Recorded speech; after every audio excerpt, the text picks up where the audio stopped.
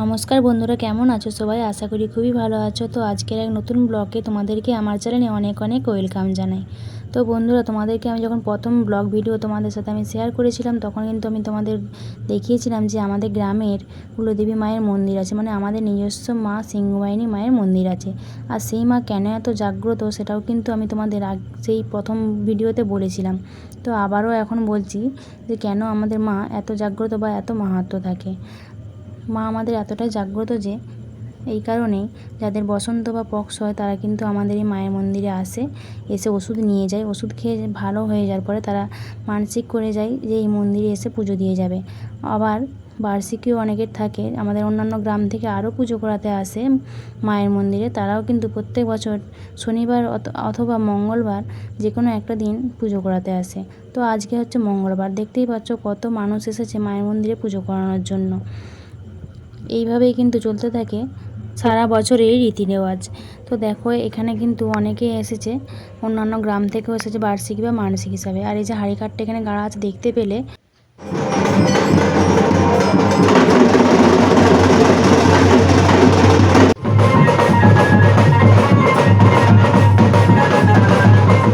তো যারা মানসিক করে ছাগল ছেদ দেওয়ার জন্য তারাও এখানে বলি দেয়। আর যারা বার্ষিকী থাকে প্রত্যেক বছর পুজো করাতে আসে তারাও কিন্তু এখানে বলি দেয়। এই জন্যই হাঁড়িটা সব দিনই এখানে রেখেই দেওয়া হয়, কখনো এখান থেকে তোলা হয় না। আর দেখতেই পাচ্ছ যেমন আমরা আমাদের মাকে খুবই ভালোবাসি বা শ্রদ্ধা করি, কিন্তু এই মানুষগুলোও কিন্তু মাকে অনেকটাই ভালোবাসে, যার জন্য প্রত্যেক বছরই ওরা এখানে চলে আসে মায়ের মন্দিরে পুজো দিয়ে মায়ের প্রসাদ নিয়ে যাওয়ার জন্য। আর মন্দিরে যখনই পুজো আসে তখনই কিন্তু আমাদেরকেও এখানেই থাকতে হয়, তার কারণ যারা পুজো করাতে আসে তারা আমাদেরকে দেউলে বলে, কারণ আমাদের মন্দির তো, তাই জন্যই আমাদের একটা ভাগ থাকে, সেই জন্যই আমাদেরকে দেউলে বলে, বা আমাদেরকে এখানে সব কিছু দায়িত্ব নিয়ে সব কিছু দেখিয়েও দিতে হয় বা থাকতে হয়।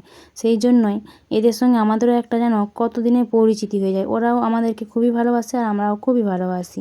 আর এই যে দেখতে পাচ্ছ ছাগলগুলো যেখানে বাঁধা আছে, এদেরকে কিন্তু এখানে বলি দেওয়া হবে। এই যে হাঁড়ি কাঠ এখানে গাড়া আছে, এটা কিন্তু সারা বছরই থাকে, তোমাদের তো আগেই বললাম।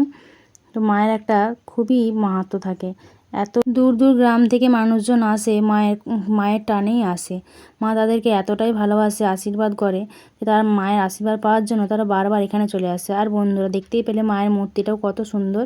তো এখানেই কিন্তু শেষ না, আবার যে রাত্রিবেলা দেখতে পাচ্ছ ওরা কিন্তু সকালে পুজো করিয়ে বাড়ি চলে গিয়েছিল, আর এখন এসেছে রাত্রিবেলা আবারও মাকে নিয়ে যাওয়ার জন্য ওদের গ্রামে।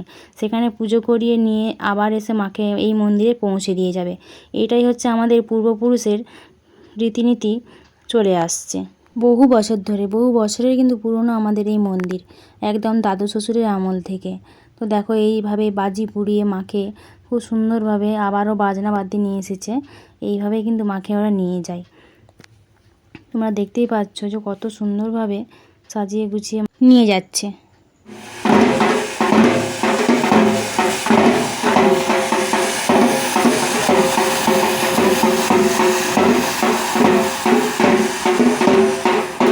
তো বন্ধুরা, আমাদের এই কুলদেবী মায়ের মন্দিরের সম্পর্কে সব কিছু তোমাদের জেনে কেমন লাগলো অবশ্যই কমেন্ট করে বলো। আর যদি আমাদের এই ভিডিওটি ভালো লাগে তাহলে অবশ্যই একটা লাইক করে দিয়ে সাবস্ক্রাইব করে দিও চ্যানেলটিকে, নতুন নতুন এই রকম ভিডিও দেখার জন্য। তো আজকের মতো টাটা।